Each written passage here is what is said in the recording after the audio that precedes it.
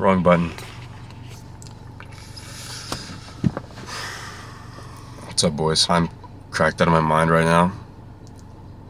I double scooped pre-workout today, about 10 minutes ago. Each scoop has 330 milligrams of caffeine, so I'm off of like 660 milligrams of caffeine right now, which is a lot.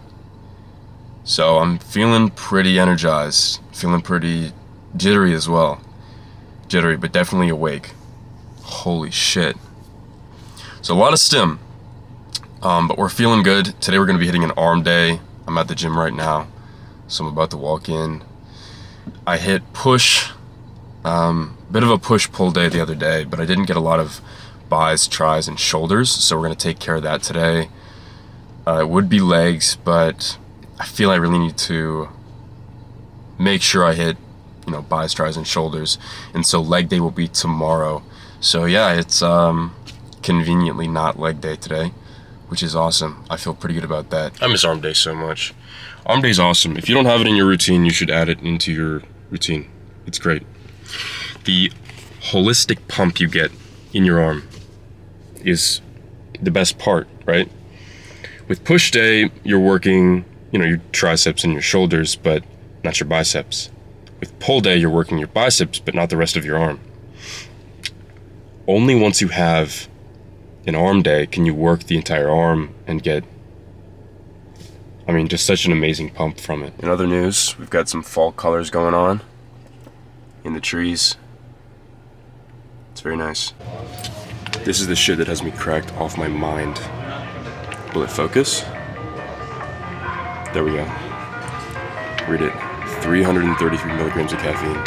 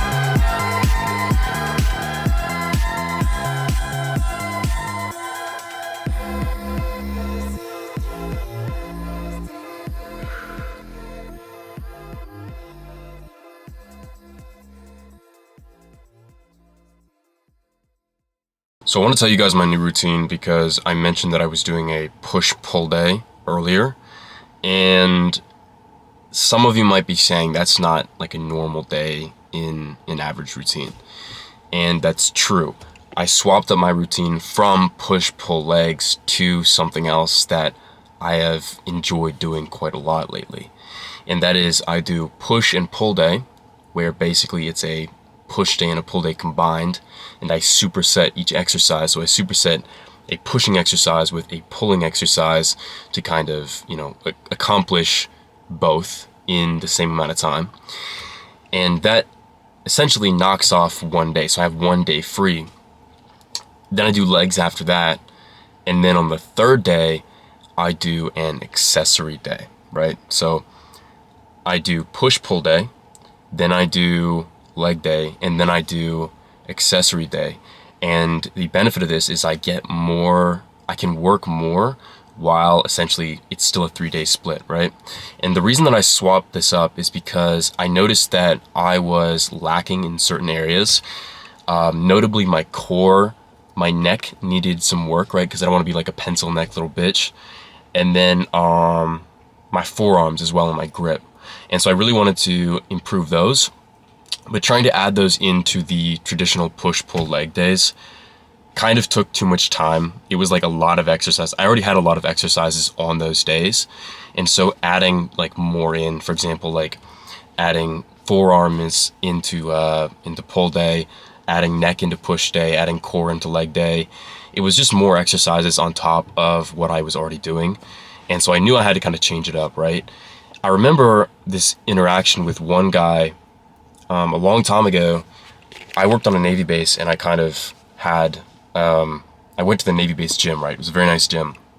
And I remember running into this one guy, and I asked him what his routine was, and he said he did push-pull legs and then an accessory day. And I thought, okay, that's kind of cool. There's an accessory day for those muscles, but at the same time, like I don't really want a 4-day split. And when I heard it recommended that I could do a push and pull day, I was like, oh, I know what I'm doing, right? And so push-pull day implemented, leg day right after that, and accessory day. And I will say it has been very good. The accessory day is very chill. I kind of just focus on the accessory muscles. It's more like high reps, lower weight. I go in there, I work top to bottom, so it like starts with the neck, ends with the core, and I will say it has been it's very cool, right? It's not as like intense, like insane, because those muscles they get worked better, I believe, if it's more high volume as opposed to high weight.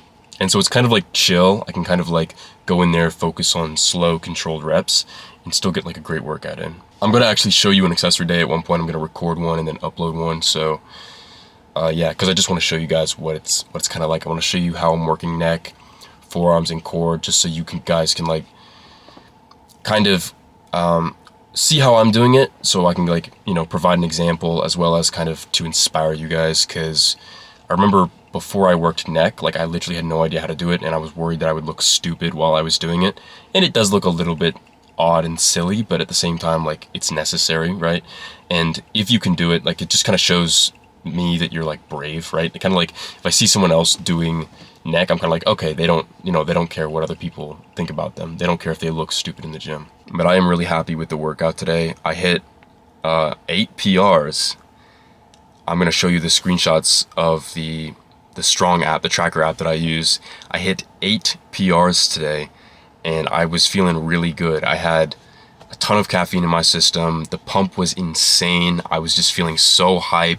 I had my music blasting, right? I was yapping with my friends, so I was in like a really good mood and shit.